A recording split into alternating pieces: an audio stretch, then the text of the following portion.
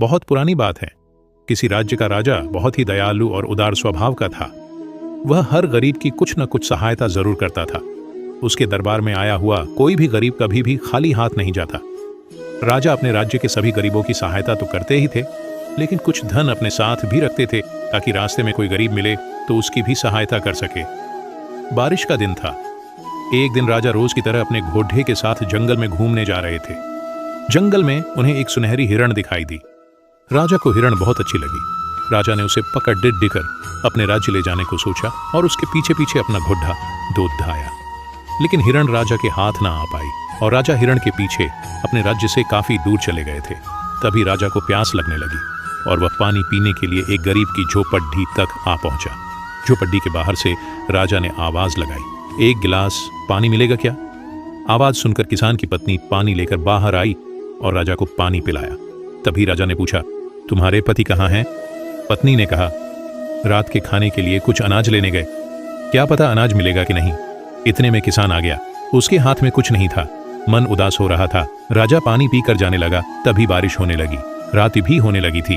तभी किसान ने कहा कि आज की रात हमारी इस छोटी सी कुटिया में ही सो जाओ, सुबह चले जाना। रात भी काफी हो गई थी। राजा के लिए यही उचित था। राजा उस गरीब किसान की हालत देखकर बहुत दुखी हुआ और जब किसान की पत्नी राजा के लिए कल के बचे हुए चावल बना रही थी, तब राजा ने अपने पास का सारा धन किसान को दे दिया और कहा, इस धन के बारे में अपनी पत्नी को सुबह बताना। मेरे जाने के बाद किसान ने बिना बताए धन को पानी के खाली मटके में रख दिया। चावल सिर्फ एक ही आदमी के खाने जितने थे। उन दोनों को बहुत बुरा लग रहा था। चावल इतने से ही हैं, अगर राजा भूखे रह गए तो उनको बहुत बुरा लगेगा।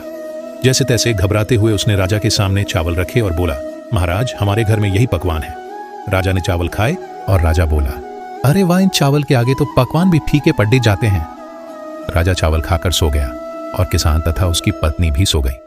किसान ने अपनी पत्नी को कुछ भी नहीं बताया था और मन ही मन बहुत खुश हो रहा था।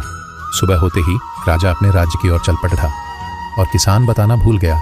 और सुबह किसान की पत्नी उस मटके को लेकर नदी से पानी लेने चली। उसी नदी में एक मछुआरे ने मछलियों के लिए जाल बिछा राखी थी। किसान की पत्नी ने पानी भरने के लिए मटके को पानी में डाला और सारा धन उस जाल में जाकर अटक गया और वह तो पानी भरकर घर आ गई। उसकी पत्नी के हाथ में पानी का मटका देखकर किसान पूरी तरह हक्का बक्का हो गया। उसने पत्नी से पूछा तो उसने कहा, मुझे क्या पता, आपने पहले नहीं बताया। किसान धन को ढूंढने नदी गया।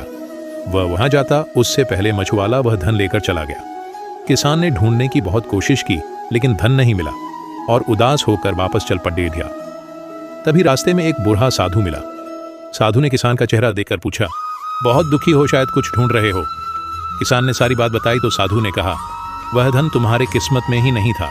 जिसके किस्मत में था उसे मिल गया। किस्मत से ज्यादा और वक्त से पहले कभी किसी को कुछ नहीं मिलाता है। अभी तुम्हारा समय नहीं आया था। लेकिन जब रास्ते में पत्थर से ठोकर लग जाए तो गलती हमारी होती है, ना कि उस पत्थर की। और अगर ठोकर लगने के बाद भी उस पत्थर को साइड में नहीं रखा तो वह और भी बड़ी गलती होती है। सिर्फ यही बात याद रखना जिंदगी में। इतना कहकर साधु अपने रास्ते आगे बढ़ने लगा। किसान के साथ भी वही होना था। किसान भी अपने रास्ते जा रहा था।